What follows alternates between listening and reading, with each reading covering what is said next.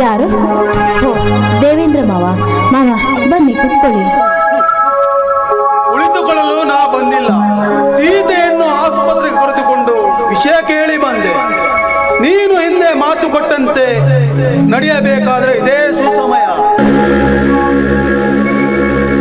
ಅದಕ್ಕಾಗಿ ತಂದಿರುವೆ ಈ ಮತ್ತಿನ ಔಷಧಿ. ಇದನ್ನು ಹಾಲಿನಲ್ಲಿ ಹಾಕಿ ಧರ್ಮಣ್ಣನಿಗೆ ಕುಡಿಸಿ ಅವನು ಹುಚ್ಚನಾಗಬೇಕು. ಅಣ್ಣ ತಮ್ಮಂದಿರ ಮಧ್ಯೆ ನಟನೆಯನ್ನು ನಿರ್ಮಿಸಬೇಕು. ಆಮೇಲೆ ಅಶೋಕ ಹೊರದಬ್ಬುವನು. ಮಾವ, ನಾನು ಏನು ಅರಿಯದ ಅಬಲೆ ಮಾವ. ನಿಮ್ಮ ಮಾತಿನಂತೆ ನನ್ನ ಮಾವನಿಗೆ ಔಷಧಿಯನ್ನ ಕೊಟ್ಟು ಮತ್ತಿನಲ್ಲಿ ನನ್ನ ಶೀಲವನ್ನ ಹಾಳು ಮಾಡೋದಕ್ಕೆ ಬಂದ ಅಂತ ಕಟ್ಟು ಕಥೆಯನ್ನ ಕಟ್ಟಿ ಈ ಮನೆಯಿಂದ ಹೊರಗಾಗ್ತೀನಿ. ಸರಿ,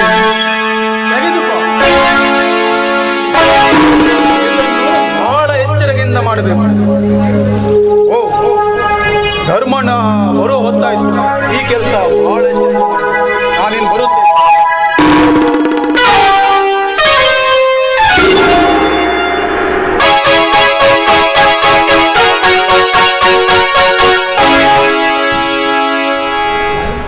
ಭಾರತಿ, ದೇವರು ದೊಡ್ಡವನು. ನನ್ನ ತಂಗಿ ಗುಣಮುಖರಾದವಳು. ನೋಡು, ಇದೇ ಒಂದು ಸಂತೋಷದಲ್ಲಿ ಒಂದು ಗ್ಲಾಸ್ ಹಾಲು ಆಗ್ಲಿ ಬಾವ.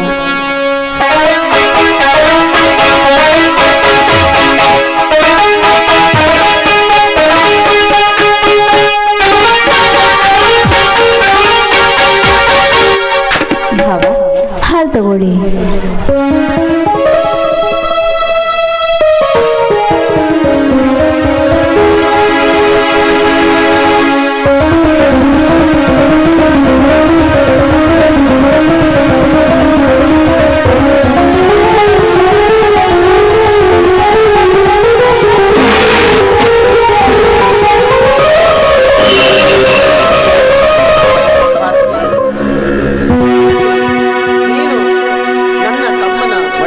ಬಂದು ಈ ಮನೆಯ ಭಾಗ್ಯಲಕ್ಷ್ಮಿ ಆದೆ.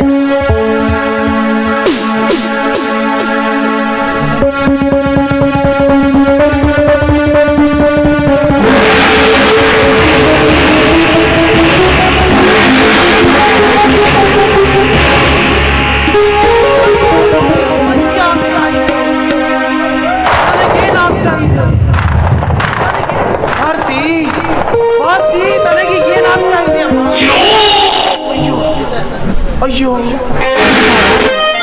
ಏನಾಯ್ತು ಬಾವ? ಯಾಕೆ ಈ ರೀತಿ ಇವತ್ತೇನೋ ಒಂಥರ ಮಾತನಾಡ್ತಾ ಇದ್ದೀರಲ್ಲ? ಏನಾಯ್ತು ನಿಮ್ಗೆ? ನನಗೆ ನಿನ್ನನ್ನು ನೋಡುತ್ತಿದ್ದಂತೆ ಏನೋ ನನ್ನ ಹೃದಯದಲ್ಲಿ ಏನೋ ಒಂದು ಭಾವನೆಗಳು ವ್ಯಕ್ತವಾಗುತ್ತಿವೆ. ನನಗೆ ಏನಾಗ್ತಾ ಇದೆ ತಿಳಿಯುತ್ತಿಲ್ಲ ಭಾರತಿ. ಅಯ್ಯೋ, ನೀನು ನನಗೆ ಒಂಥರ ಕಾಣಿಸ್ತಾ ಇದ್ದೀಯ. ನೀನು ನನ್ನ ಕಣ್ಣಿಗೆ ಕಾಣಿಸ್ತಾ ಇದ್ದೀಯ. ಭಾರತಿ, ನನಗೇನಾಗಿದೆ ಭಾರತಿ?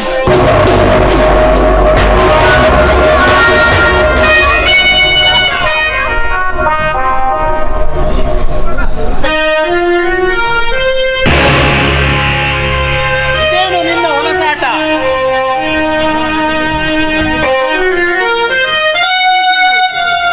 ನನಗೆ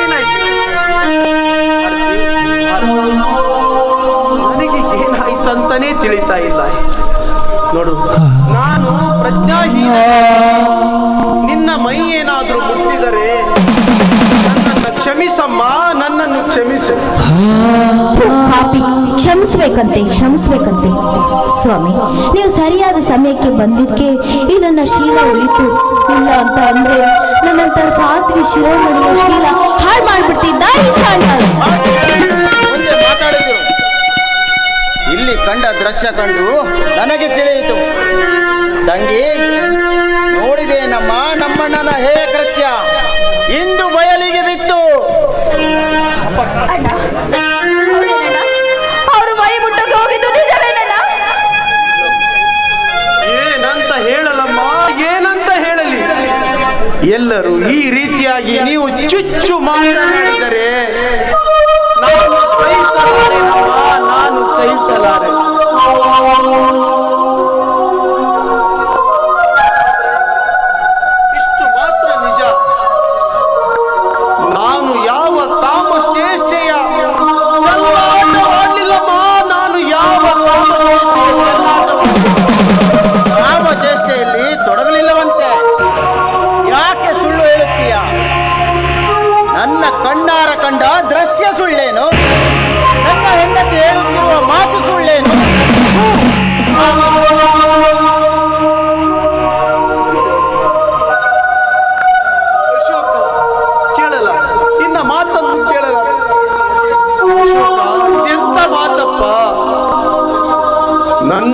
ಹುಟ್ಟಿದ ತಮ್ಮನ ಕೈ ಹಿಡಿದ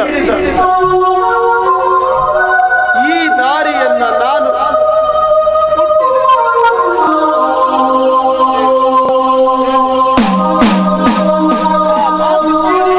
ನನ್ನ ಹೃದಯಕ್ಕೆ ಬೆಂಕಿ ಇಟ್ಟಂತಾಗಿದೆ. ಸಾಕಪ್ಪ, ನಿನ್ನ ಮಾತು ಸಾಕು. ಇನ್ನು ಮುಂದೆ ಮಾತನಾಡಬೇಡ. ನೋಡು, ಈ ನಿನ್ನ ಹೆಂಡತಿ ಕ್ಷಣಾರ್ಧದಲ್ಲಿ ಹಾಲಿನಲ್ಲಿ ಮತ್ತು ಬಡಿಸುವ ಔಷಧವನ್ನು ನೀಡಿ ಈ ರೀತಿ ನಾಟಕವಾಡಿ ಈ ಭೀಮಣ್ಣನನ್ನು ಕಾಮುಕನನ್ನಾಗಿ ಮಾಡಿದಳು ಈ ಸಮಾಜದಲ್ಲಿ. ಕಾಮುಕ ನೀನೇಗೆ ಆಗುತ್ತೀಯ ಕಾಮುಕ? ಬಾರಿ ಧರ್ಮರಾಜದ ವಂಶದ ಕುಡಿ. ಭಲೆ ನನ್ನಣ್ಣ, ಭಲೆ ನನ್ನಣ್ಣ ಶ್ರೀರಾಮಚಂದ್ರ ವನವಾಸಕ್ಕೆ ಹೋದ ಸಮಯದಲ್ಲಿ ಭರತ ತನ್ನ ಅಣ್ಣನೇ ಪಾದುಕೆಗಳನ್ನೇ ದೇವರೆಂದು ನಂಬಿ ರಾಜ್ಯಭಾರ ಮಾಡಿದ. ಅದರಂತೆ ನಾನು ನನ್ನ ಅಣ್ಣನ ಪಾದವೇ ದೇವರೆಂದು ನಂಬಿ ಇಷ್ಟು ದಿನ ನಡೆದೇ ಭರತನಂತೆ.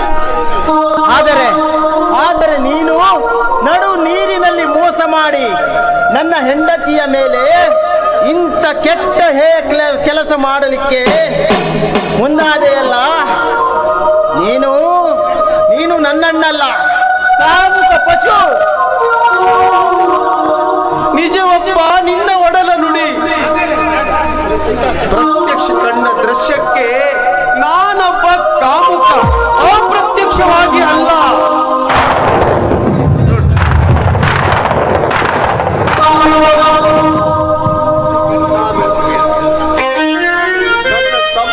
ತಮ್ಮನ ಹೆಂಡತಿಯನ್ನ ದೇವತೆಯಂತೆ ನಂಬಿದ ಶ್ರೀರಾಮಚಂದ್ರವಪ್ಪ,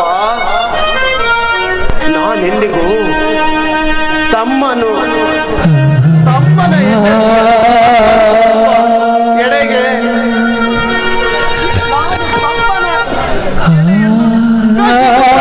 ಕಟುಕನಲ್ಲಪ್ಪ.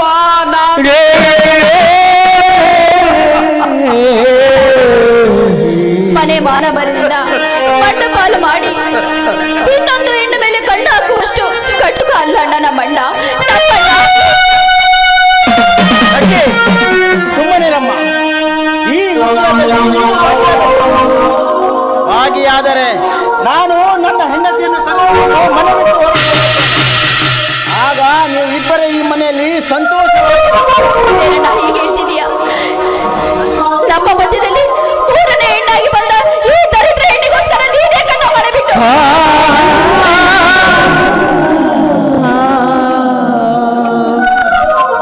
ಚಿಕ್ಕಮ್ಮ, ನಿನಗೆ ನಾನು ಎಷ್ಟು ಸಲ ಹೇಳಿದ್ದೀನಿ ನಡುವೆ ಭಾಗವಹಿಸಿ ಮಾತನಾಡಬೇಡ ಅಂತ. ಏನ್ರಿ ಹಾಗೆ ಕೈ ಕಟ್ಟಿನ ಹಾಗೆ ನಿಂತುಬಿಟ್ರಲ್ಲ ನೋಡಿ. ಒಂದೇ ಈ ಕಟುಕ ಈ ಮನೇಲಿದ್ರೆ ನಾನೆಲ್ಲಾದ್ರೂ ಹೋಗಿ ಕೆರೆನೋ ಬಾವಿನೋ ನೋಡ್ಕೊಳ್ತೀನಿ. ನೀವೇ ಯೋಚನೆ ಮಾಡಿ, ನಾನ್ ಬೇಕೋ ಅಥವಾ ನಿಮಗೆ ನಿಮ್ಮ ಅಣ್ಣ ಬೇಕೋ ಅಂತ. ನಡುವೆ ಮಾತಾಡ್ತಾ ಇದ್ದೀಯಮ್ಮ. ನೋಡು, ವಿಧಿಯು ತಂದ ಬಿರುಗಾಳಿಗೆ ಬಿರುಕಿನಿಂದ ಇಬ್ಬಾಗವಾಯಿತು ಅಣ್ಣ ತಮ್ಮಂದಿರ ಸಹೋದರದ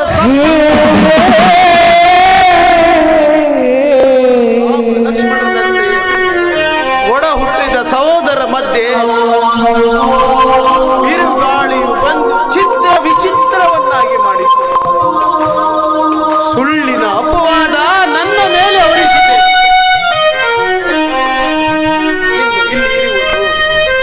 ಈ ಮನೆಯಲ್ಲಿ ಇರುವುದಕ್ಕೆ ನನಗೆ ಯಾವ ಅರ್ಥವಿಲ್ಲ.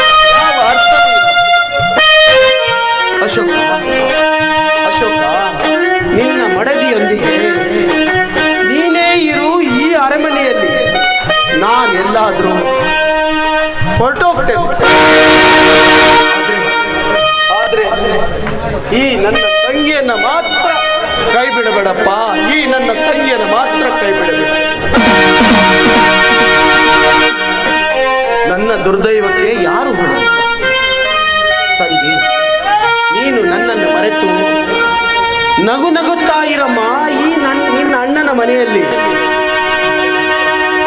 ಕಷ್ಟ ಕಾಮುಕನಿಗೆ ಇನ್ನು ಸುಡುಗಾಡೆ ಕಣ್ಣಿಗೆ ಕಾಣದ ನಾಟಕಕಾರ ನಿನಗೆ ನನ್ನ ನಮಸ್ಕಾರ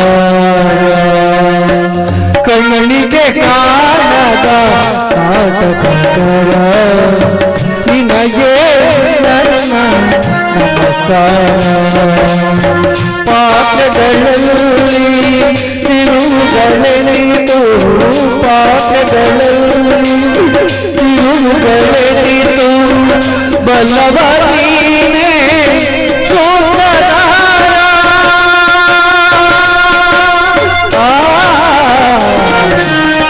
ಕಣ್ಣಿಗೆ ಕಾಣದ ನಾಟಕಕಾರ ನಿನಗೆ ನನ್ನ ನಮಸ್ಕಾರ